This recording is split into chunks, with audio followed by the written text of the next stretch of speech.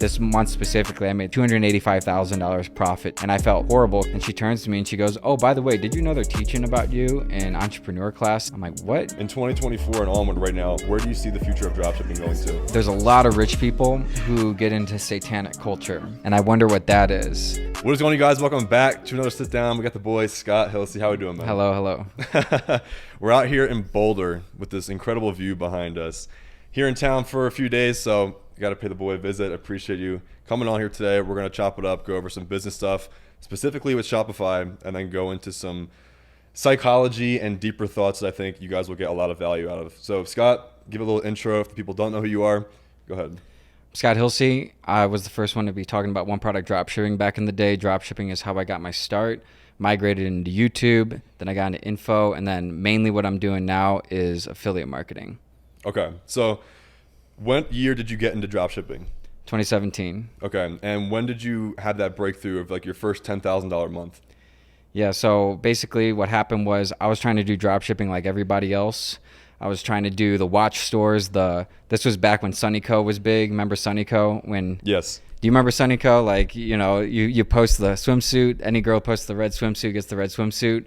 That was the biggest dropshipping thing I've ever seen in my life. So that's when the big trend of starting, you know, these stores where they're either niche or general, and that's what everybody was doing. And I was telling you the other day, you know, I was in the creek. I was trying to think of how to do things different. I'm all about doing things different. I'm all about finding different ways, because generally, if most people are failing at something, which most people are failing at dropshipping, why would you try to do it the way most people do? So that's how I started. And then in a creek, I had this idea like one product dropshipping. I read this book by Russell Brunson, not the Virgin Atlantic guy, Russell Brunson of ClickFunnels. And he said websites are built to show off, funnels are built to convert. And I was like, I wonder if I could build a funnel for dropshipping. And then in the creek, I had this idea, one product dropshipping. It lit my brain on fire. I knew it was something.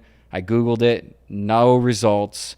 No one was talking about it on YouTube. I'm like, this might be it. I think a lot of people, when they find something that nobody's doing, they just assume it won't work.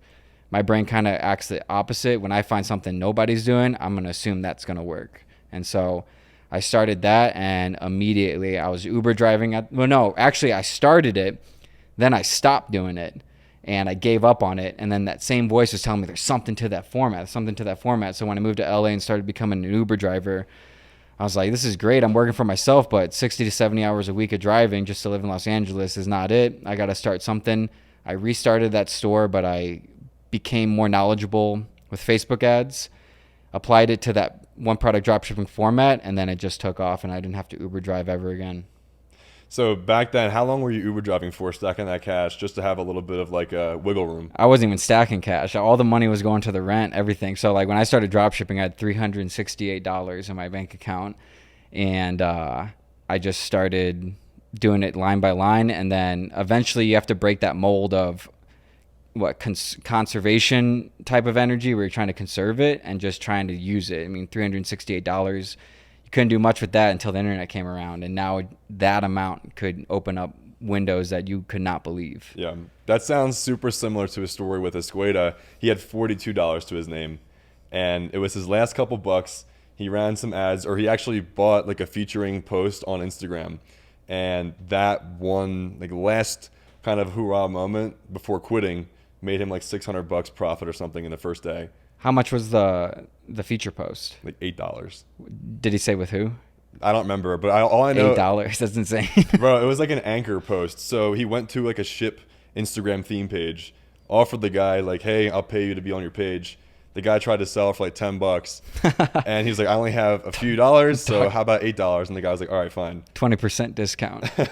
Yeah, but those stories are the ones that I know anybody watching this can have some sort of relatability to it, because everybody is starting from somewhere.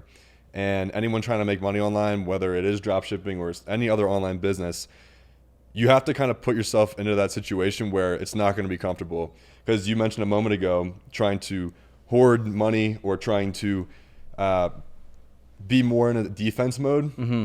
When you're in defense and when you're in that certain mindset, like, you're not going to be able to have a certain breakthrough that's going to get you out of where you're at in life. Yeah, I heard someone compare it to like plumbing. If you only have like one way, and say like the pipes have to flow, law of reciprocity. So if you're just trying to hold all that money, the psychology is all tweaked, but then the actual principles of life are tweaked in itself because you're not allowing the inflow and the outflow. Most people just want the inflow with no outflow, but when you do that, the pipes get clogged up and you can't have that circular motion that comes. 100%.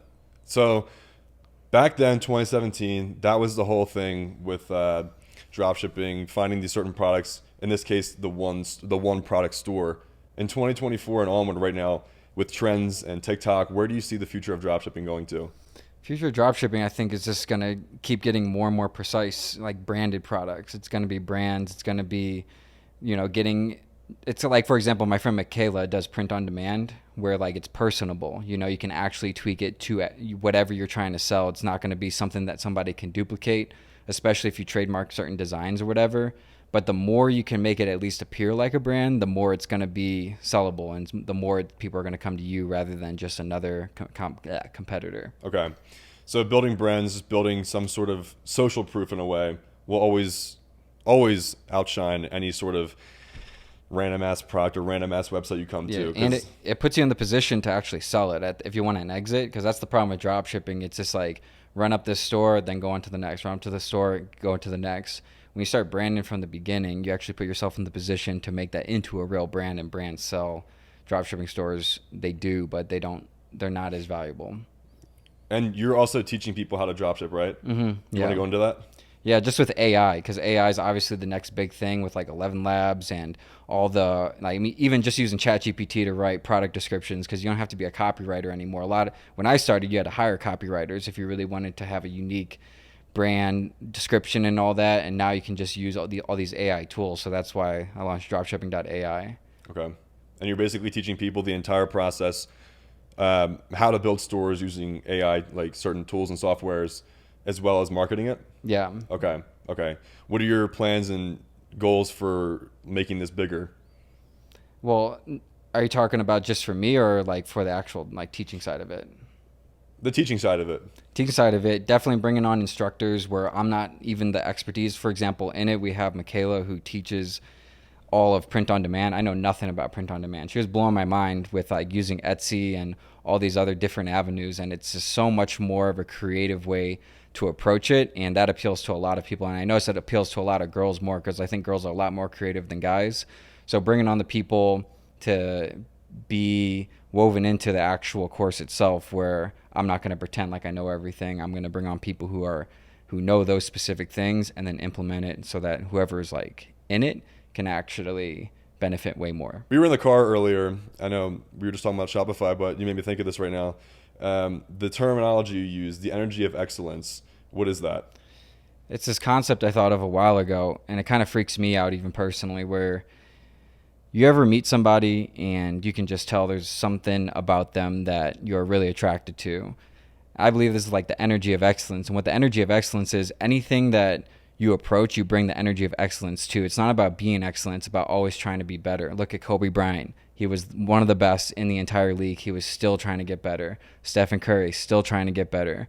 There's a big difference between the energy of excellence and the energy of complacentness, because when you have the energy of complacentness, you might be the best, but you're complacent then. And if you're not trying to get better, you lose that energy. And it has nothing to do with money. It has nothing to do with the actual excellence in itself. It has to do with the energy towards excellence. So when you wake up in the morning and you don't make your bed, you're not approaching your life like from the get-go with the energy of excellence. So the way I see it is, if you approach anything you want with the energy of excellence, you're going to get it eventually. And energy is a magnetic force. So what you're actually going to do is not only attract excellent things into your life, you're going to attract excellent people with that energy. I was telling you earlier, the better the house, the more expensive it is, because money is attracted to the energy of excellence. So that's why the best art is the most expensive and whatnot. And I was even telling you, even in nature, you can find the output of energy of excellence. You have excellent workouts and an excellent diet, you will brew an excellent body. If you hit a baseball excellently, it's going to go far. So what happens if you approach your business with that excellence? But it's freaky, because once you accept that entire methodology and that whole philosophy into your life, you're going to know exactly when you're falling short, and you're going to be so aware that it's going to eat you away. So it does kind of freak me out to take that full into myself, because I know any shortcomings I have in any aspect, Because I was telling you in the car, it doesn't matter what you do. It matters how you do it. And that's when you come into programming intuition. And what programming intuition is a lot of people are like, well, how do I know how to follow my intuition? Or I followed my intuition and it led to bad things. Well, if you look into what your expectations are, if you're expecting bad things and you listen to your intuition, you program your intuition to expect bad things. And when you listen to your intuition, it's going to lead you to the bad thing. So when you program your intuition to the desired outcome through feeling it as if it's already happened, then you listen to your intuition, and whatever your intuition says, you apply the energy of excellence to, and you are an unstoppable force. How do you recommend somebody reprograms their mindset and intuition to be more positive and more beneficial to their life? Yeah, so I would say a great way is meditation. So Dr. Joe Dispenza talks about this all the time. If you feel like, say you wanted to be a professional basketball player and you constantly feel like you're a professional basketball player, your intuition is going to guide you and give you the signals and to follow that. And then once you get those signals, it's up to you to follow the signals with the energy of excellence. Because if you just have a programmed intuition, but you're not bringing that energy of excellence to the things that the intuition is telling you to do, then you're probably not going to make it, because you still have to put in the work at the end of the day, and you have to do it to the best of your abilities. Yeah, and when you were explaining this, the whole the whole thing of perfectionism instantly came into my mind. But you broke that down in terms of it's not about being the best or like not doing anything until you're the best, but it's the process of you getting better every day, like one after another, and just progressing forward with that energy you're saying. Because perfectionism requires you to actually believe perfection is possible, but perfection is not possible. There's always a little more to go. And the bad thing about perfectionism is, say hypothetically you become perfect and there's nothing above perfect, then you lose the energy of excellence and you go back to the energy of complacentism, because there's nothing to strive for. So the energy of excellence, well, perfectionism believes that perfection is attainable. The energy of excellence believes perfectionism is not attainable, yet you still strive for it every day. Mic drop. Yeah, we were in the car for a while going over a lot of these things, because I don't know, it's so common for people to hold themselves or try to hold themselves to such a level that's steps and steps ahead, and then they're always going to disappoint themselves. So now I know you've gone through things in your life, and as we all have, what do you think was the most powerful way and powerful shift in your mindset, or in this case intuition, to get out of a rut or at least change something to be more positive in your life? I've thought about this a lot. I think it all started with the house I grew up in. You know, my parents, they did not keep a clean house. A lot of stuff everywhere, just stacked everywhere. And so when I migrated to the basement, I made that basement in my room at 14 years old as excellent as possible. I wanted that energy, and I wasn't even aware of what I was doing. I wanted that energy in that basement. The only thing I could control was that room. So whatever you can control, that's what you apply this energy to. And when you get that, it actually spreads. So not only does it spread into other things, so like when you have an excellent living environment, then you want to have an excellent body. And then when you have that, you might want an excellent lifestyle. And it keeps snowballing and snowballing and snowballing. Furthermore, the energy of excellence is interesting because it actually spreads when you have it and other people are around you. That's what inspiration is, and it actually brings that energy out of the other person. And conversely, if you have this energy of negativity, like we've all been around very negative people, it spreads onto you. Like you start to get negative. So energy is magnetic, and it also wants to spread like wildfire. So that's what my whole philosophy of life is: making the world better by making you better. The better you become, the better people around you become. When I switched my diet to an extremely healthy diet, I noticed like my mom started switching her diet. My friends started switching her diet. When I started doing Wim Hof every day, my friends started doing Wim Hof. And what I noticed was when I used to vape nicotine a lot, when I would vape, everyone would be like, oh, can I get a hit? Can I get a hit? So now I'm making the world worse because I'm making myself worse. I'm the one vaping. People are seeing me vaping, and they want to vape. So you pick your battles. It's not just about you. Whatever you do has such a massive ripple effect. I think one of the best examples is when I picked up guitar. I remember I started playing with my brother, and I had a private chef at the time back in St. Louis, and she saw us playing. So when she saw that, she's like, I just love that so much that I went home and bought my son a guitar and got him in guitar lessons. And then my friend Garrett started playing guitar.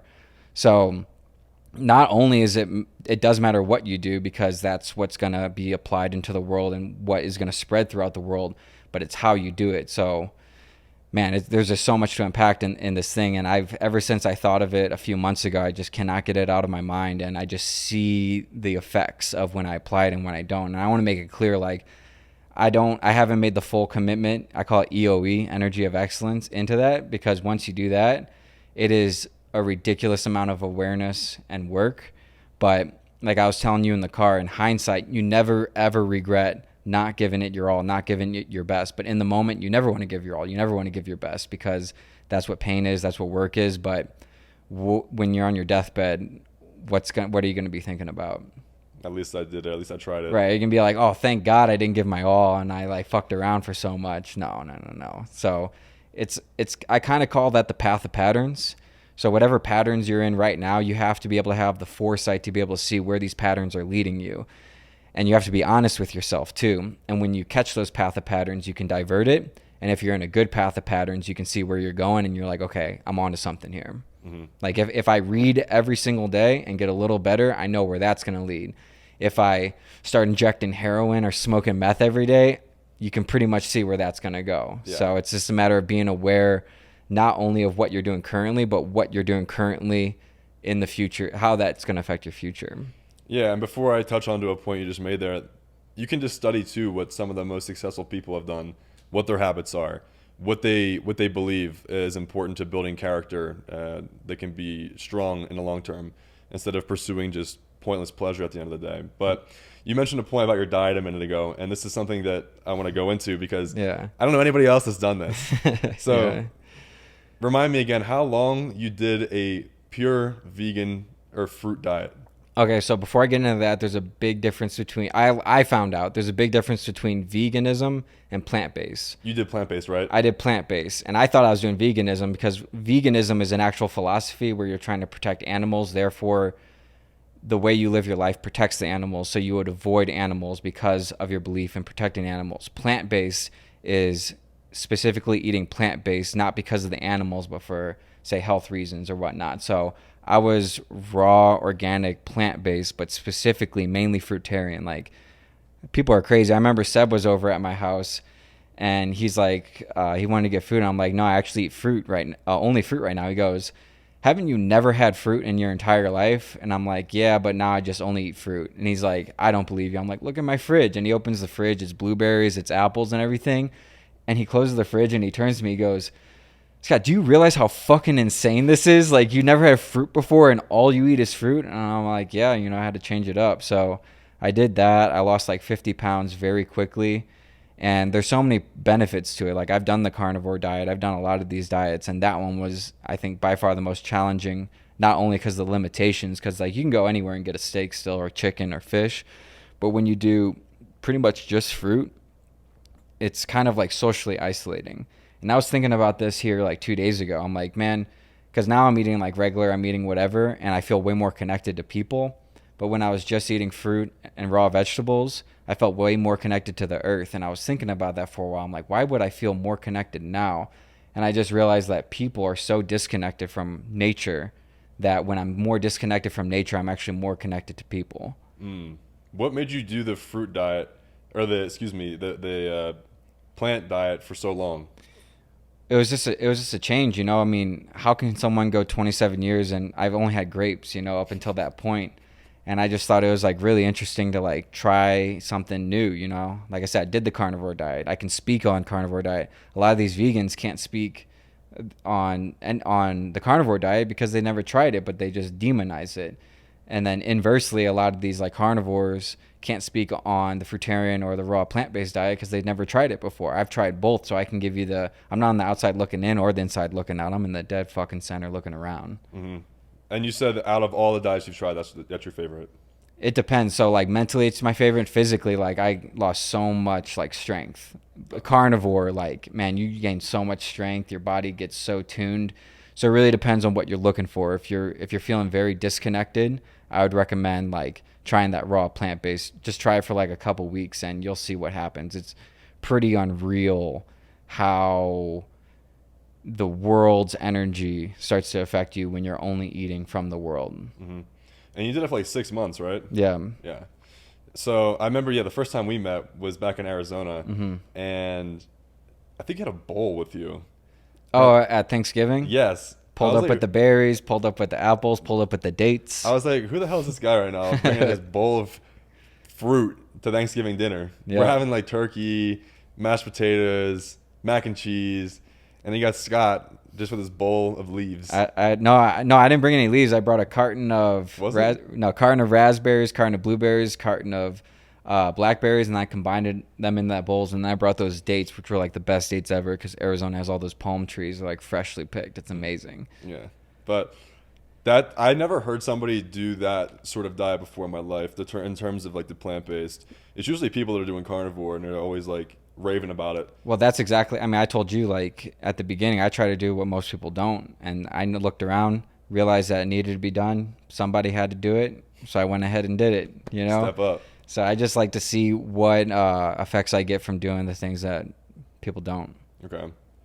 I think it's a really powerful just mind or like belief system in yourself too. It's like when the crowd's doing one thing, they're usually incorrect. Yeah, I mean, so they did a study where they realized that 93% of America classifies themselves as unhappy.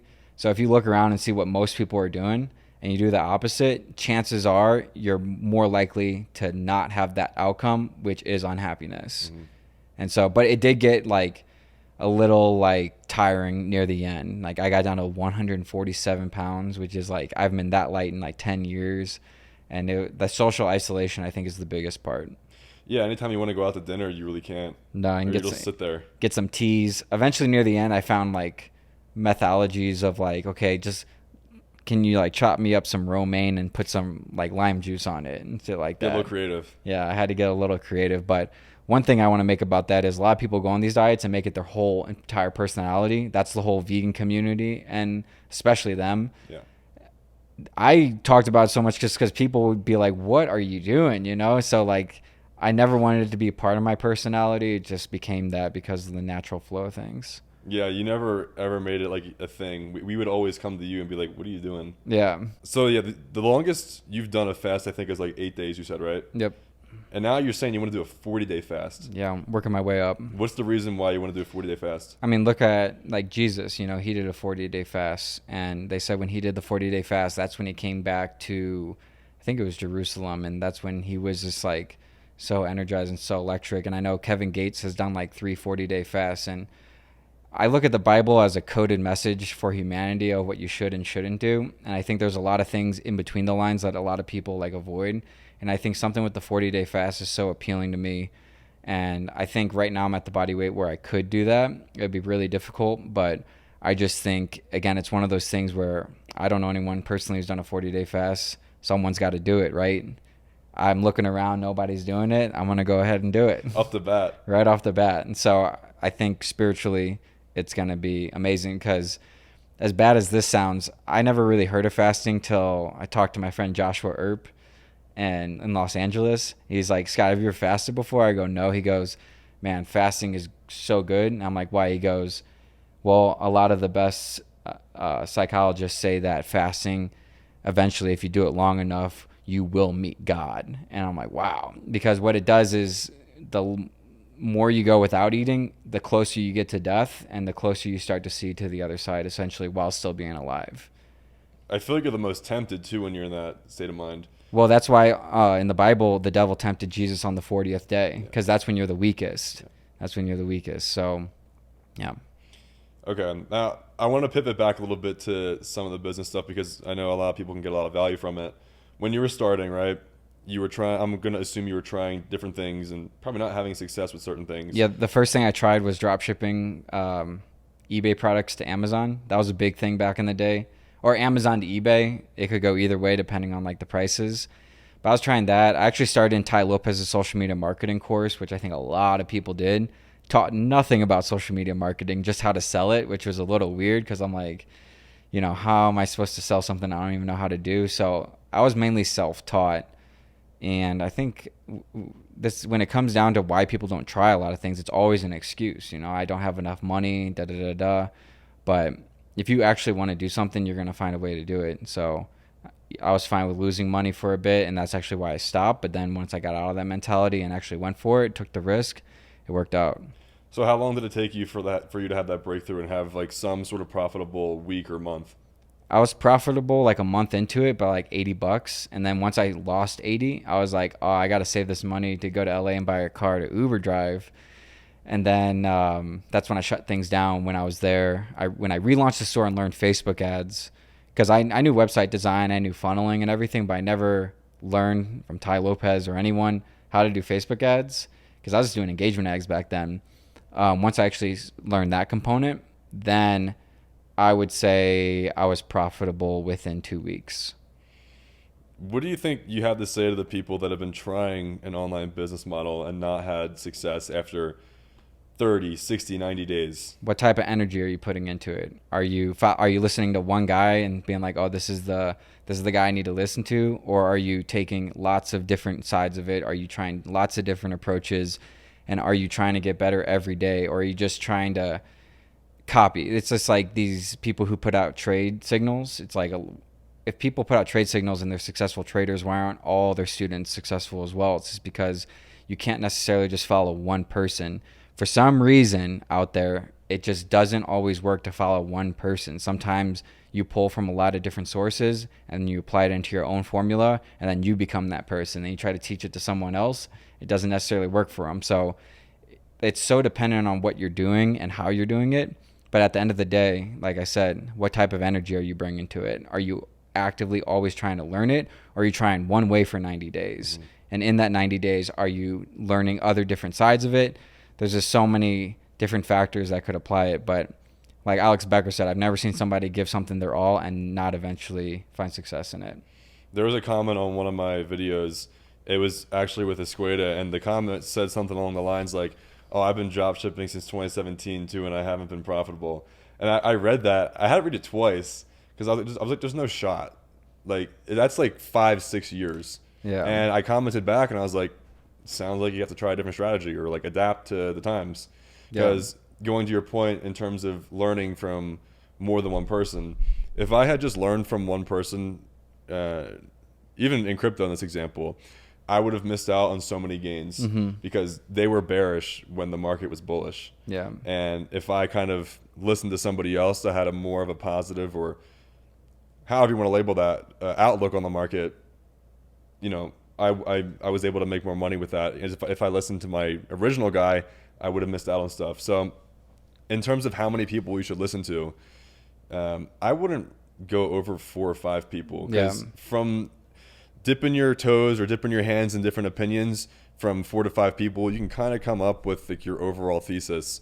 And from there, you're not blaming one individual that you're listening to for your faults, but you'll be actually concluding your own opinion internally. And at the end of the day, whether you make it or not is going to be dependent on your time in the markets, in e-commerce, whatever it may be, because people don't want to hold themselves accountable. They just want to listen to somebody and then apply it and copy it. And then when they don't succeed, they blame that on the other person. And yeah, that's the scapegoat thing. Like, people want someone to blame it on so badly, so badly. Like, I've always said from the beginning, I don't take accountability for anyone's failures, and guess what? I don't take accountability for anybody's successes either, because it comes down to them. All I do is create information and say what worked for me, and then it's always the people who take a bunch of different slices of a bunch of people's different pie. Like that kid who's been dropshipping since 2017, likely he's tried like 3 stores in the 5 years, but where are you lacking? Like, I had a great product. I had a great website design. I was lacking in Facebook ads. And that's why I was like, oh, this doesn't work. But then once I found my weakness, and then I started asking tons of questions, like Facebook groups. That's how I learned, like these Facebook groups back in the day. And then I applied a bunch of them. And then I found one that worked for this specific strategy and this specific like timeline. And then that worked.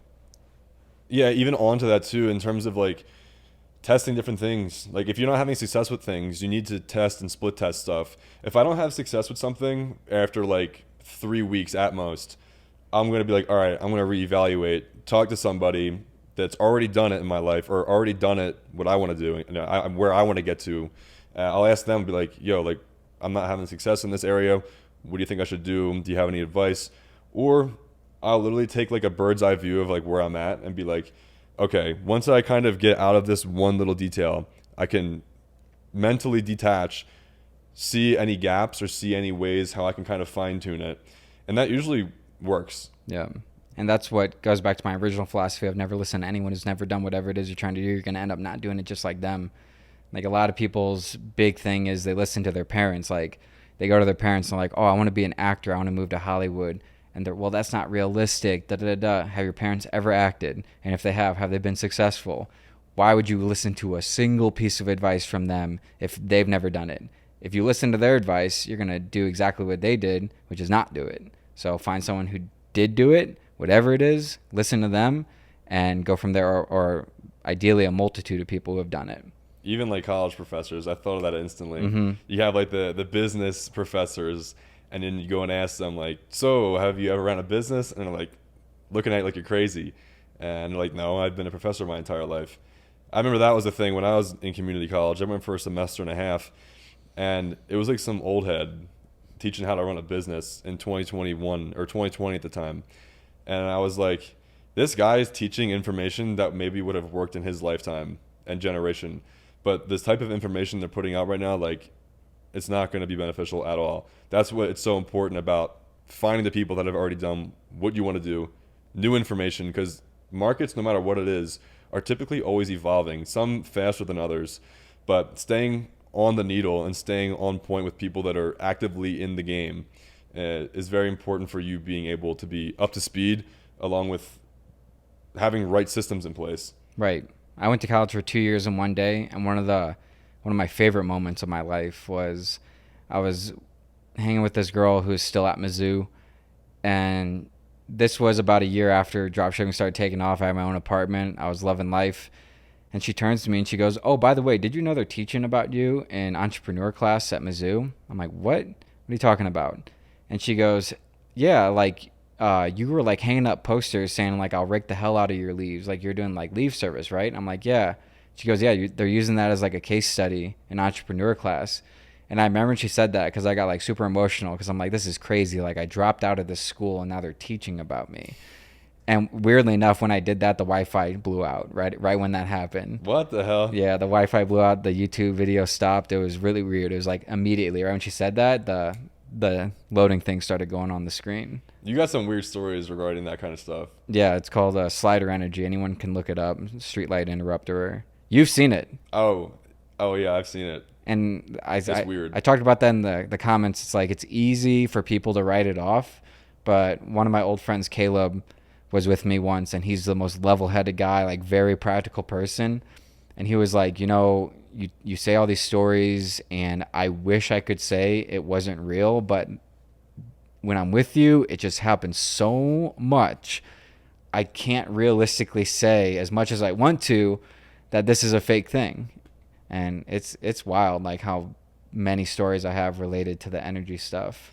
Dude, we were at Toca once at the chef's counter, and you were talking about how there was somebody you were texting, and literally less than 2 minutes go by, you had your phone up, and they texted you. Do you remember that? Yeah, I remember that. We started freaking out, and the waitress was walking behind us, probably thought we were crazy. Yeah. But yeah, we were going into just like weird timings of things, and this, what is it called? The slider? Slider energy. Slider energy. Do you want to break that down for anyone? Yeah. So for some reason, a lot of people seem to be born with a higher electromagnetic field than normal, which electromagnetism has an effect on electronics and it has an effect on lights and whatnot. And so ever since I dropped out of college, that's when I first noticed it. Like all these lights would go off around me. And then what I noticed was Bluetooth would have a big effect. Like Bluetooth would shut off. The first 5 places I moved into after dropping out of college, the Wi-Fi shut off each time, and there'd be weird errors. Like I remember when I moved into my first apartment, the guy was installing the Wi-Fi, and he's like, oh, this is weird. He goes, the Wi-Fi won't work. It's giving me an error 512. I've never seen this before. And then a year later, I moved into a different apartment. Another AT&T guy came, and he goes, oh, this is weird. It's giving me a error 512. I've never seen this before. I'm like, how long have you worked at AT&T? He goes, 9 years. I've never seen this in my entire life. And I could tell so many stories about it. And I do believe it's controllable. And I think it's this mechanism that God built into all of us that is tappable. You just have to somehow tap it. I haven't been able to figure that out. But I told you before, like I have this thing. Ever since I was Uber driving, everyone who hopped in the Uber, can I connect my phone? Can I connect my phone? I want to play music. So when I'm driving nowadays and people get on my car and they want to be like, can I connect my phone? Can I drive music? I don't want to be an asshole and say no, because that's a huge pet peeve of mine, like as it is. But I'll usually be like yes, and like 80% of the time, my phone won't work if they try to pull a song up, or like their phone won't connect or something. So I know there's some way to control it, and if I can figure out that puzzle piece, it could be a huge effect on the world. Like look at Wim Hof. He was the first one ever to prove that you can be injected with E. coli and fight it off with your mind. And once he proved that, he taught 8 other people to do it. And it just shows that there's so many of these mechanisms built within us that we've lost. I'm sure the Egyptians were super tapped into it. I'm sure all these ancient cultures were super tapped into it. Connected consciousness is a real thing. And I think the powers that be don't want us to know this, a lot of it, what we're actually capable of. Okay, so out of all these different experiences you've had and different philosophies, what do you think, I'm trying to phrase this, what do you think would be the most beneficial philosophy for somebody to learn? It's definitely just the energy of excellence. Like when you wake up and you get out of your bed and you're aware that your bed's all messy and then you make it excellent, that's amazing. Like I made it. There's like, look at the house right now. It's kind of clean, but there's a big fucking difference between excellently clean and kind of clean. And I noticed this with a car. If you get in a car and there's like a bottle here or like and a piece of paper here and then like a little dusty, you notice a big difference when it's all clean and like detailed. Like a clean car you clean yourself and a car you get back from the detail shop, you notice a big difference in the energy between the two. I noticed it there, and then again, I noticed it in this house. There's like a big difference between that little incremental difference. It's a big change because I think most people don't even go after that incremental difference. So why do you think like the most successful people in the world always have cleaners coming in and dusting everything and making it clean? It's just because that energy is infinite and that energy is applicable and that energy is harvestable and just contagious to spread. Exactly. Just as you mentioned earlier on how negativity is very contagious, which it is, so is positive. And as you said, it brings out inspiration in others. Yeah. Because like, again, back to the negativity example, if this person's negative, it'll affect you, and then this person's negative, it'll affect you. And what it's kind of doing is charging your body negatively. But because I know a lot of people saying, well, I don't have anything excellent. Doesn't matter if you have anything excellent. It's about your approach. You can still go to the gym and have an excellent workout. If you have a really small apartment, you can still keep that apartment excellently. And guess what? When you feel the excellence of that cleanliness of that apartment, when you feel that excellence of that workout, you're going to start feeling more excellent. And it's like a mirror force from Yu-Gi-Oh! When your body starts charging excellently, it's going to output. The input's excellent, so your output's excellent. And then you feel excellent. And that's a big component because like when you're surrounded by excellence, it's going to make you feel excellent. And then when you feel excellent, you're going to approach things excellently. So I think by people just being aware of that and adapting it into their life, it's going to make a huge difference. Just like a clean car's difference compared to an excellently clean car's difference will be. I want to take it back when you were younger because this will be the most beneficial, I think, to people maybe in a similar position. When you were younger, young 15-year-old Scott, what were your aspirations and what were you doing to accomplish that? YouTube. Like all I did was make YouTube videos, about 2 to 3 a week. And people, that's the days of YouTube where people make fun of you for making YouTube videos. Like, what are you doing and all that? But I really wanted to be a director. I really wanted to make content. And that's what me and my friends did all the time. Then when I was 16, I had these growths in my chest called gynecomastia, but I had like a bad case where it was like 2 large golf balls, and insurance doesn't cover that shit. So what I did was I had to start working 5 to 6 days a week as a busser in order to save $7,000 over 2 years to go to New York to get that surgery. And the funny thing about that surgery is when I was booking it, they're like, okay, and it's $500 for the anesthesia. I'm like, ooh, is that do you like inject your veins with that? Because I hate stuff in my veins. And they're like, yeah. I'm like, $500 in veins. Okay, I'll just do it like awake. So I got this like surgery where the guy's cutting into my chest and everything while I'm awake, and all I had was a stress ball. And it was nuts because he's like, I can see him and I can feel him getting into my chest. You have to do a little liposuction to get to it. So when he got the liposuction pull, he accidentally scraped my breastbone while I'm awake. And I'll never forget what that feels like. That feels horrendous. A metal rod scraping against your chest bone. But I think that, like, having that experience showed me, like, I mean, my parents were threatening to kick me out of the house if I had it, all this weird stuff, all this adversity, and I overcame it. So it really showed me the benefit of, like, doing something for a long time and getting the payoff results, because after I got that, my confidence shot up like a rocket. I lost 30 pounds in a month and a half, and I just got ripped. Because you can't get ripped with them, because the more fat you lose, the more they'll jut out. So it was actually like even worse. So like I had to maintain a high body fat percentage to hide it. Yeah, I mean, I can imagine back then, even when you're growing up too, because I'm a big believer in your environment, and then certain experiences you go through as a kid will heavily dictate where you go as an adult. Because if you're in a shitty spot as a kid and you're kind of being sucked into that, like, you're going to grow up with that same sort of, negative personality.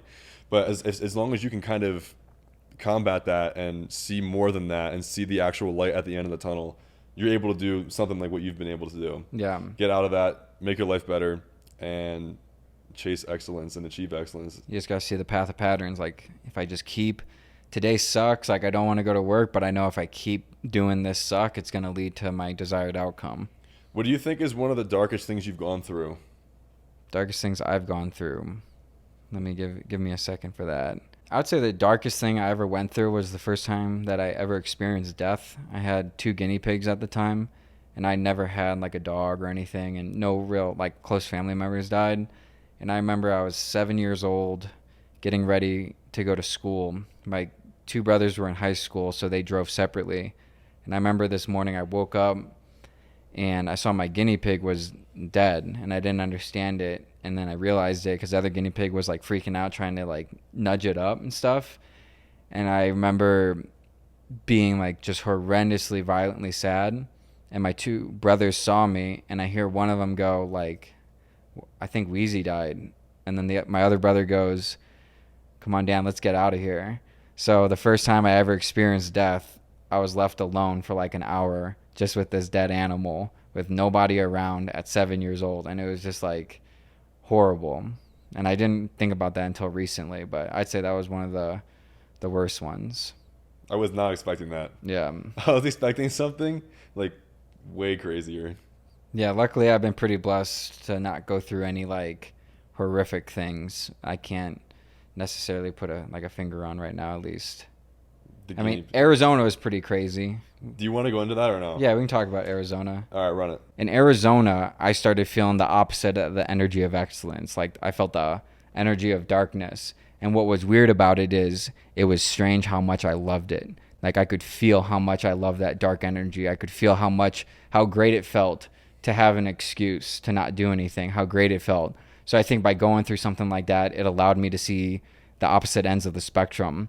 And it started allowing me to understand a lot of people out there who go through like very dark mental things. And I think what could have saved me was the energy of excellence. Like, no matter what the situation is, how your energy towards it is all that matters. There's a tattoo I want to get on my right hand that says A over F. That stands for attitude over fact. If your house burned down today, doesn't matter. Like, that fact doesn't matter at all. It matters what's your attitude towards that fact. Like, it will never matter what happens to you. All that matters is how you approach it. And yeah. Yeah, having that sort of fundamental grounding in yourself and basically coming to the conclusion at the end of the day that all things are temporary, whether it is a house, whether it is a family member, whatever it is. Once you accept that, you kind of come to the conclusion of detaching. And that could be a good thing and a bad thing, because if you detach too much, you're going to be emotionless and kind of boring, and also just a dull individual. But I think if you can come to that conclusion, not get jaded by it, and just accept it, you're going to be well better off when things do go wrong than the person that's not preparing themselves mentally. Yeah. And I think another thing comes into what we're talking about in the car is humans have always had struggle. So when you don't have struggle, that's where anxiety comes from. And when you don't have struggle, struggle will find you in some way. So say you're making like, I don't know, a few $100,000 a month, but you're not working out at all. You're eating like junk food. You're smoking a bunch of weed and doing a lot of drugs. That struggle is going to find its way into your relationships. Or even if, let's say this hypothetical situation is you don't have any relationships, that struggle will find its way into your brain and it'll sit there because that struggle has to be a part of you because it's part of our human evolution. It's part of our human psychology. So if you choose your struggle and you say you go like super hard at the gym, you're not going to be as susceptible to that dark force because you already had your struggle for the day. Or if you're not putting like a lot of effort into your business, and then you do put a lot of effort in your business, you're going to realize that the struggle isn't manifesting in other ways. I was telling you, like, there was this one point where this month specifically, I made $285,000 profit specifically. And I felt horrible because it was so much money. And I was just like bathing in it, eating at the best restaurants, all this stuff. And then the girl I was seeing at the time, sometimes I would FaceTime her looking for a fight because I needed to feel that struggle. And I didn't know that was happening consciously, but that's what was happening subconsciously. And so when you're pampered your whole life, this is why rich kids have a big issue with, I think they call it affluenza. When you're born into extreme wealth, you don't, like, everything's done for you. You're going to be fine. You don't really have that struggle. I mean, yeah, you could have that gym struggle, but everything else is taken care of you. So you start to go a little crazy.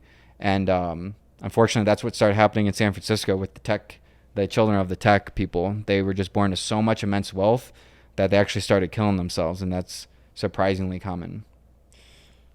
Yeah, that entire ideology, and I went through this too. I was telling you, one of the most successful times I've been into a few years ago was one of the most anxiety-induced times of my life. And my mind basically was coming up with problems as I was just hanging out. Like, I would get this thought like out of nowhere and it'd be super negative. And then I would start ruminating on it. And now in hindsight, looking back at that, the way to avoid that, if you want to say, is to always be pushing forward something, because you also said something pretty cool as an analogy. Like, what did that girl say to you? Like the plumber versus the... Oh, this girl said, like, I'd much rather be with a super motivated, highly energetic plumber who's always trying to get better in himself and better in the business than someone worth $300 million who just like parties all the time and is like okay where he's at. Yeah, complacency versus the actual ambitious. Yeah, because that energy. If you're with somebody who's just complacent, no matter how much money they are, you're gonna stay complacent. If you're with somebody who has that energy and trying to get better, you're gonna want to get better.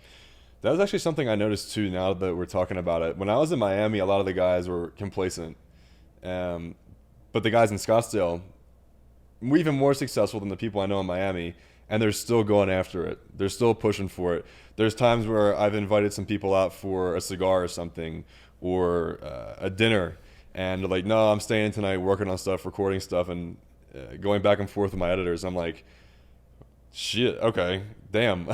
I'm not used to that kind of response. And doesn't that make you want to be like, fuck, I should be doing something right now? Yes, 100%. That's exactly how it is for me. 100%, because once you kind of, and that goes back to the awareness too and the accountability, because if you see everybody else that's already doing very well for themselves too, and you're kind of starting to fall off in a way, or maybe you're falling into complacency, once you have that awareness and you have some level of accountability and discipline, you are going to be like, okay, I got to look internally here. I'm going to say no to this fun time going out and actually move the needle a little bit more tonight. And whether it's a big change that happens or nothing, I think it's better to stay in one more extra night, because I used to go out a lot. Yeah. And what I realized and what I noticed was the nights of you going out all blend in together. Like, at the end of the day, every day seems to blend in together.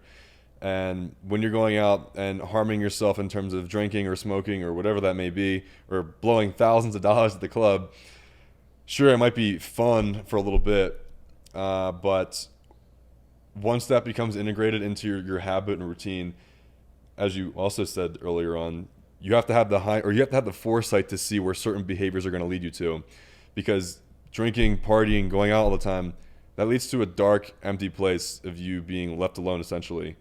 But if you're able to have the foresight and say, hey, if I work in and stay in a little bit more and put my time and energy towards something that's painful right now and not fun right now, it'll lead to me having better relationships, having a better business later on down the road, which always plays out better. Yeah. Like if you look at your roommates and they're all working all the time, and when you're not working, you're going to be way more aware of when you're slacking off, and you're going to want to be better. And tying that back to the energy of excellence, that's why it's like when you keep an excellently cleanly home, you're going to be more aware of when you're not doing other things excellently, because you're going to then feel that energy and it's going to be aware. And sometimes the awareness is a curse. That's why a lot of times it is easier to just party all the time, because it numbs. It fills in that gap between. It fills in the space between the lines that you know that you could be doing better, and then it just like fills in, and then you're like numb to it. You're like, okay, I'm doing great because I feel great. Mm-hmm. That's what's so crazy too, is like anything that typically makes you feel good in terms of chasing pleasure or whatever that may be for you, that's going to lead to long-term pain typically. However, if you're pursuing some sort of short-term suffering, which could be, working on something or whatever that may look like, that will actually lead down the road to long-term happiness in a way, and long-term sustainability. So that's one of the biggest things I've learned, especially living out in Arizona, where I've had the opportunity to meet cool people, go out on a countless amount of nights, and then take a step back and actually analyze where my life is heading. Yeah. Goes back to what XXX said. What are you willing to sacrifice in order to evolve? Yeah. And what chess pieces are you willing to move? Yeah, you have to sacrifice certain pieces to win the game. And you have to move. Yeah. You have to move, or you're in real life purgatory. Yeah, going to that analogy, that was really good. The purgatory and chess thing, what you said. And that's where, unfortunately, the majority of humans are. They're in this purgatory spot where they might be making enough money to sustain them, but they don't have the energy to go for more. And it's not about money. I want to be very specific about that. It's about progress. Because look at Gandhi. I mean, he had 4 possessions and he changed the world way more than most people with millions of dollars, So it really depends on your mission and your goal and what you're willing to sacrifice in order to evolve. In terms of you coming up and you getting to where you're at in life right now, what do you think some of the biggest things you had to sacrifice were? I had to sacrifice my parents' approval. That's a big one for a lot of people, because they love their parents so much and their parents love them so much that they don't want to not do what they think is best for them. And I'd say that's the biggest downfall in most people. Like, they just listen to their parents. Well, your parents want the best for you, but that doesn't mean that they know what's best. Yeah, they know what's best. So that's one big hurdle that I had to get over, which was fairly easy for me. And then besides that, it's really tuning out most people's advice. Like I got so much bad advice. And then also not going for the easy way out. The easy way out is, oh, well, this person said, for example, dropshipping's dead. People are saying dropshipping was dead in 2017. It's hilarious. Well, this guy said it isn't, so it must be true. What's actually happening is you found the excuse you're looking for in order to not face the potential of failure, which that's what nobody wants. And that's another reason a lot of people don't want to give it their all, because if you give it your all and fail, that's the most painful thing possible. When you were just explaining that, I wanted to go into the story too, of one of your hometown friends you were growing up, who for a few times a year he would come to you for advice, saying, what should I do to make money online? Like, how can I start having a better life, essentially? And it took him over 5 years, if I remember correctly, to actually come to the conclusion after you told him a simple message. Because I had to say, you need to stop asking that question. You need to start asking the question, why haven't you tried anything why haven't you tried any of these answers I've given you? Mm-hmm. A lot of times people are asking the wrong questions. Mental masturbation. Andrew Huberman talked about how when you talk about what you want to do and you're always talking about it, it releases the same dopamine chemicals as if you had done it. Therefore, you're actually less likely to do it. So it's a matter of, like, it's one thing to talk about what you're doing all the time, and it's another thing to feel what you want all the time. The energy of feeling is way farther superior than the energy of conversation. It is just mental masturbation. And the sense of feeling can be so fleeting, one, but also misguiding and misleading, because like, oh, I want to feel happy, I want to feel some sort of satisfaction in my life, and that can lead certain people to go after the wrong things. Yeah, because I mean, if you want to feel happy, then you could do a lot of drugs to feel happy. But what you should be feeling is the thing that will bring you happiness, and whatever that is for each person. What would that look like? Like, for example, if you wanted to be a doctor and you're like, man, these exams are really hard, but you constantly felt as if you already were a doctor, not constantly telling people about how much you want to be a doctor, then you're way more likely to have that programmed intuition, and then you're way likely to see the signs of what, like, you need to do. Like, oh, I'm not going out tonight, I need to study for the exam, all that. So basically step into the person that you want to become. Yeah. And identify yourself as that individual. Identify, yeah. Like, if you're trying to stop smoking, you're not, oh, well, I'm trying to stop smoking. I am not a smoker. It's no longer part of your identity. And psychologically, that has a well bigger tremendous effect than any words you could say to other people and whatnot. Because you can fool people. You can really fool people with words. But when you go to sleep at night, it's the thoughts that control you. Yeah, those also keep you up too. And the thoughts that keep you up. So when you were stepping into that individual you wanted to become in terms of dropshipping, building an online business, when you were Uber driving, did you have that identity that you were a successful online business owner? Yeah, 100%. Key event where I realized I was already into that, because I didn't know what I was doing. I just was kind of following my intuition back then. I knew from a small age that I was going to have a lot of money, because I remember I always, when you feel like you already have a lot of money, when someone says something about, oh, 10 grand this or whatever, even if you have $360 in your bank account, you already don't see 10 grand as like a lot of money. And that's how I always have been from like 8 years old for some reason. So I knew I'd be successful, and by knowing I was successful, I saw the signs that led to that type of success. And then what was the second part of that question? When you were an Uber driver, did you have that identity that you were already like chilling? And then that led to when I was staying at my friend Jesse's house. He had just built this awesome house from scratch, designed it, and it was this beautiful house. And I went from like never living in anything nice to living in this super nice house, and he was charging me $300 a month. It was amazing. That's where so then there was this moment where like I had my random as hell 7-year reunion from my grade school at this house. And all these people were coming. They hadn't seen me in 7 years. And they're like, Scott, what are you doing? What are you doing? At the time, I was busting for Napoli 2, which was this restaurant, but I was working on drop shipping. But every time they asked that question, I would say, oh, I'm doing e-com. Oh, I'm doing e-com. And my friend Brandon was like, every time I said that, he gets so mad. He goes, he's not doing e-com. He doesn't even own this place. He's just renting it. But in my head, like, I was already in that mode. So I knew that it was coming. So when I was Uber driving, I think just by being so certain that that was the person I was, that's where that voice came in that kept saying there's something to that one product format. There's something to that one product format. I just know it. Kept reminding me, that intuition, and then came back, started approaching it more excellently with that energy of excellence. Again, I'm connecting the dots looking back. I knew nothing about what I was doing. And then that's when things started happening for me. That's the most important thing, I think, is just you. And people always say like fake it till you make it type thing, right? Mm-hmm. But there is honestly truth to that. Yeah. Because if you don't see yourself as that guy with no matter what you're doing, then you're not going to step into actually becoming that guy.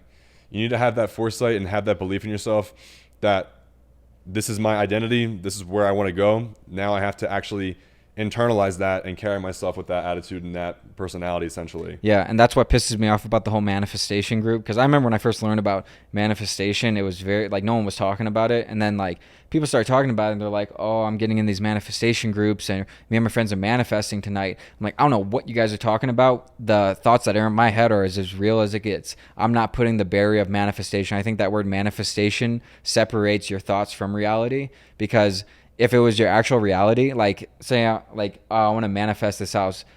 I'm in this house right now. I'm not walking around saying I want to manifest this or I manifest this. No, like I'm in this house, like I'm living this life. Like in your head, it has to be as real as the life you're living in order for you to have the most potential outcome of it actually happening, and programming that intuition and getting the signs. So I think that word, it irks me so much because by even saying that that's what you're doing, it's counteracting the effects of what it actually is. Interesting outlook. I haven't heard that before. Oh, it's made me so mad, like so many different times, because it's a very popular trend for sure, and the message behind it is great. But I also think there's that the force of it is like actually a weakening agent. It's kind of like there's a lot of drugs out there for medical conditions that actually make it worse, and it doesn't make it better when it's supposed to be making it better. But it's like hiding the systems, or it's weakening your immune system when it's not actually going for the root cause, and the root of manifestation is feeling as if it's already happened, and that cannot possibly be done if you're putting the word manifestation between the thoughts and the reality. Yeah, that goes into the whole point too of like you thinking like, and if you talk about it too, like you thinking you've already achieved something, and then you get that release of dopamine. Like that's even more of like what you said, mental masturbation type stuff. Yeah. Which is not good.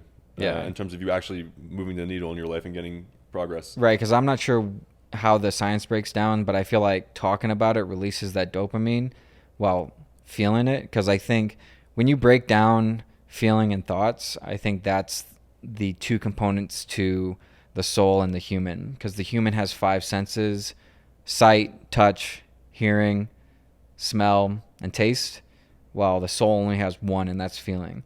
So why do you think, like, when you go to a concert in Argentina and everybody speaks a different language, why are they all jumping up and down at the exact same motion? Connected consciousness and feeling. They're all feeling that beat. We all have a feel. We all can feel.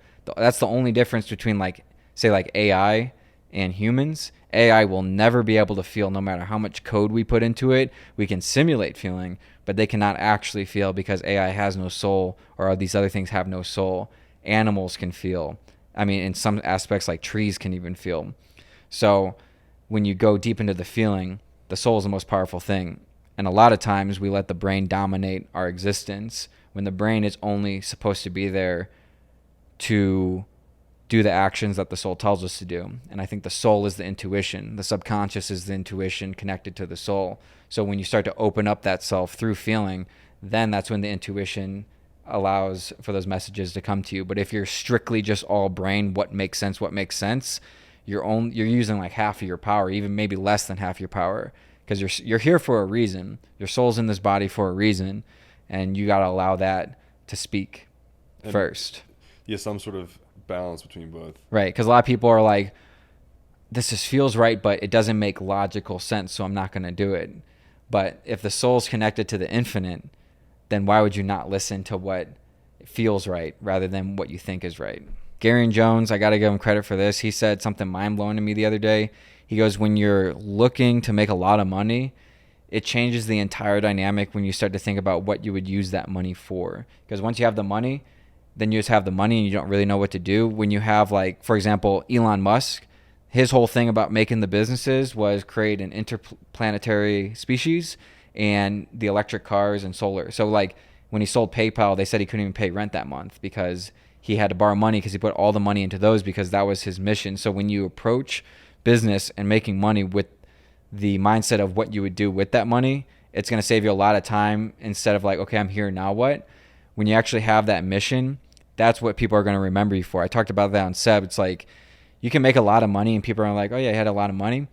But when it comes down to what people actually remember you for, what are you going to use that money to affect the world in a positive direction? I don't fuck with the people who use the money for a negative direction.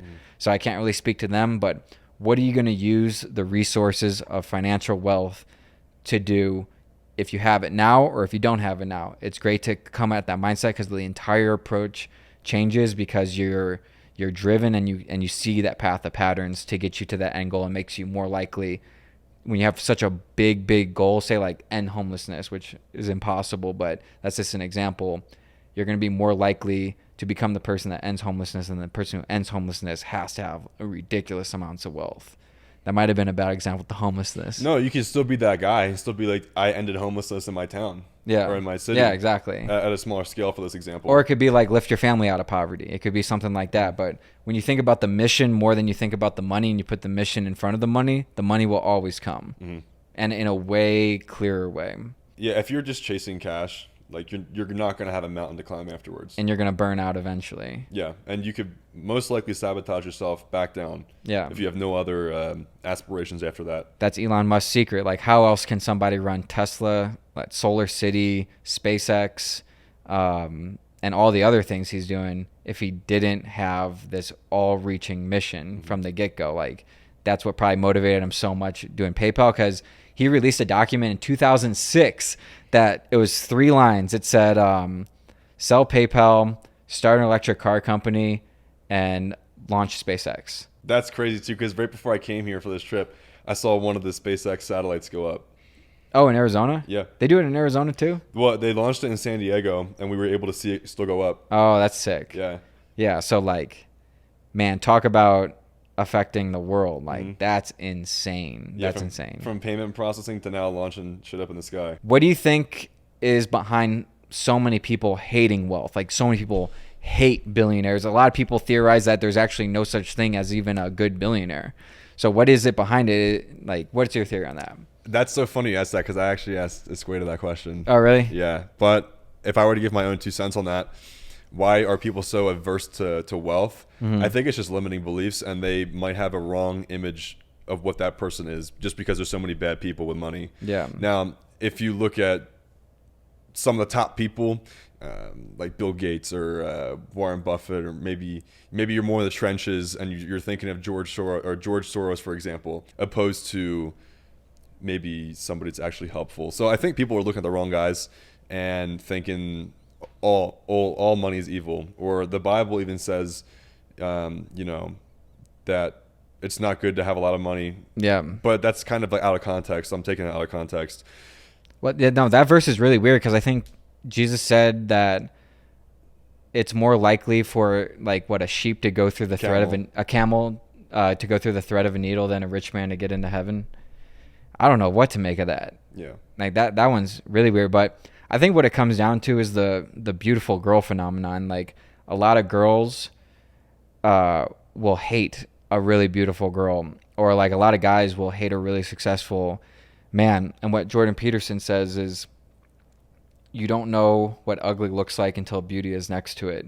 So I think when people see an ultra successful person, they see the potential, the lost potential in themselves when they see this person, and it dissolves to hate, because it makes them so uncomfortable when they realize that they're not all they could be, and they absolutely know it by seeing it. But when they don't see it, they can be oblivious to it. That's a valid point. I didn't think of that. That's probably what's going on. That's just my theory. A lot of people are going to hate that, but whatever. It's just a comparison thing too. Mm-hmm. That's all it really is too at the end of the day. Yeah, it's seeing it. Like, if you live in a horrible environment, like the kids in Africa are said to be like some of the happiest kids. The kids in India are some of the happiest kids, even though they're super poor, because they don't even realize like what's out there. They don't see the mansions or like that lifestyle. All they see is what they have, and that's why they're so happy. But that's the curse of being aware. That's the curse of being the energy of excellence, right? Because once you are aware, you see where your shortcomings are. You see where like the failed potential is, and that can eat away at you. And then it becomes, do you want to hide, or do you want to numb that feeling with, say, drugs or any other of these potentials, or like fucking prostitutes and porn and all that? Or do you want to face it head on and go for it? There's a lot of rich people who get into satanic culture, and I wonder what that is. And my whole theory, like, I recently met some people who had taken like the satanic oath, the blood rituals and everything, and they said immediately when they did it, their life just skyrocketed. Like, they started getting everything. And it reminds me of Jesus getting tempted by the devil. I can give you all the kingdoms of the earth. And then I believe Jesus said, my kingdom is not of this earth, or something along those lines. And I think what it is evil's winning right now. You can become a very successful person cheating, stealing, all this stuff. But I think when it comes down to the spiritual warfare, a lot of people think that, like, for example, the satanic stuff, like, oh, I got to choose the devil or I got to choose God. But you choose, like, in the book Outwitting the Devil by Napoleon Hill, the devil says that I am the negative ion in every atom and I'm the negative thought in every head. So every time you have a negative thought, you're choosing the devil's side. Every time that you do something negative, you're choosing the devil's side. And so when it comes down to this, like, whole satanic culture, because it's big in Hollywood, I think what it's doing is this life that we're in is the ultimate test of the weight of your soul. And at the end of the day, when you die, I'm not sure if it's like a majority vote. Like, the president only needs 51% to win, right? I don't know if that's how it works, but I've just become more and more aware that it's not as specific of like, oh, I love the devil or anything like that, because obviously I don't. But you show that you love the devil if the majority of what you do is negative. Even like the thoughts that you say to yourself can be choosing that, because you're choosing this negative energy. And I believe at the end of the day, God is all things positive and the devil is all things negative. And it's just so strange how many people say they take that satanic oath, sell their soul, and then they're up in the music industry. And guess what? When they're in the music industry, they're promoting drugs, they're promoting sleeping with a bunch of girls, they're promoting all this stuff, because I think when you take it to that step of where you're actually sacrificing your soul, then you're allowing the devil to use you to his bidding to further his agenda. You made me think of a specific example that I heard recently. Basically, there was somebody, big rapper, and he was offered a massive like deal to sign to a certain record label, but he could only talk about drugs, sex, killing people. That was in the contract? It was like a well-known thing that you can only rap and talk about this stuff in this, like, to sign this deal. Like, if you talk about anything else it's like impactful positively, like, there's going to be repercussions for that. And he still signed it. Yeah. See, I wonder about that, because say like that record, he still signed it. I didn't catch that part. I thought it was gonna come up on a good note. I thought you were gonna be like, and he walked away. No. Okay, so I think what's going on there is like these music execs have such a successful company that I think a lot of them, especially in the entertainment business, because I think I told you, I think like the devil lives in the desert, but he controls the media from there. So like has such a high influence in Hollywood that these execs, maybe subconsciously, or maybe there's like a possession there that you don't even realize. Because when people think of someone being possessed, they think of like, The Ring, or these girls twisting their necks around and all that. But possession by information is a real thing. And say like you do take that oath and, oh, everything's going good, and you're just operating your life thinking you're in control, but you're really not. And so now you're this successful music exec, and you're like, well, the numbers show that this will be most successful, so I need you to do that. But really, like, you're using that to further the bidding. Yeah. Well, we could talk about this one topic for so long. Yeah, and it's like, it goes so deep. It's undeniable. Yeah. It's undeniable, like, to the fact I know somebody in it, and like I told you, like, what they kind of got into, and it's just like really crazy what's out there. And I don't know what the underlying like thing is, but I think at the end of the day, all of this life is about is giving you free will to have your soul judged by the end of it. So no amount of money or worldly possession can convince me to be a bad person, because this is one very small stage of a very, not even, there's no time after this, so this is like one very small little blip that could have lasting effects for eternity. I am more Christian in terms of my beliefs, where you go after this, how you're actually saved. But you also have an interesting philosophy that kind of has like a little twist on it in terms of where you go after this, what it looks like, and what it, to my understanding, it seems like you're more based off of behaviors and actions more than faith. Is that incorrect or valid? No, because faith is energy, so I think that's, by having like, say, faith in God, that's just, again, moving the needle towards having your soul judged that way. When it comes to, say, Jesus Christ, I think because someone explained it to me that I completely forgot about the Holy Trinity, about God the Father, God the Son, God the Holy Spirit. I think Jesus came, and the symbolism behind him coming to save us from our sins, I think, was to show us how to act if we wanted to be saved. Like, there was no example until then of the perfect person. And then we got this person, and we got someone to actually follow as a leader. Because before then, I mean, I don't know, like, besides like the 10 commandments of God, what other guidelines we had given to be like, what are we supposed to do in this life? And I think by Jesus coming, it showed us what we're supposed to do. And then you take that a step further. I think like angels are souls that were once on earth, and they're just elevating all the way until Christ consciousness all the way up. So I think it depends on your free will at the end of the day. Because I heard this the other day when it comes to the difference between what Satan believed and what God believes. Because a lot of the Church of Satan, a lot of people misunderstand them. They think like they just love evil and all this. Satan's beliefs are do what you want, and Jesus taught do unto others as you would have do unto you. That last component changes the entire game, because if you just do what you want, you only care about yourself, you're going to do it yourself, and that's when the world falls to destruction. Like, there's been no society where everybody did whatever they wanted and it turned out good. No. Do unto others as you would have do unto you. Like, do what you want, but just make sure whatever you do, you would want done to you. Changes the entire game. And I think personally that was the symbolism of that. It's like knowledge will set you free, because once you're aware, then you do what you want. You choose a side. That goes back to the awareness. Yeah. And it's a killer. Yeah. I remember when I was still like learning a whole bunch of stuff, even related to faith, but even related to a lot of things that are going on in the world. There's a point where I regretted that I learned certain information, because it changed my perspective and forever changed my outlook on where I was going to take my life and how I see the world, essentially. And it's a good thing and a bad thing, right? Like, for this example, it was honestly learning more about the central banking system, who's actually controlling that kind of stuff. Are they people with your best interest? No. Are these people that are looking for the overall sustainment of society? No.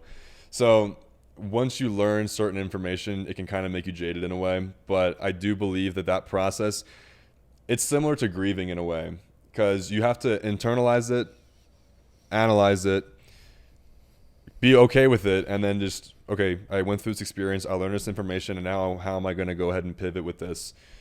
The whole awareness thing, bro, like, that's a whole like can of worms too.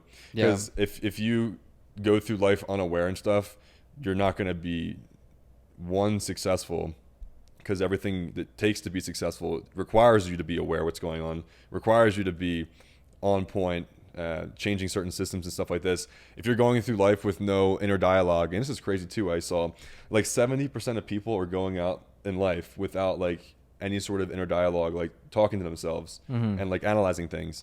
So if you were to be that person, and if you're this far in this video, you're probably not, but for the majority of people that are, what kind of lives are they living? You know, it's just empty and boring in a way. It's what you do with the awareness. Yeah. You have two different choices: numb it or dive deep into it. Yeah. Diving deep into it requires pain, suffering, sacrifice, all that. Or you numb it and you don't have to go through any of that. I think they both require pain.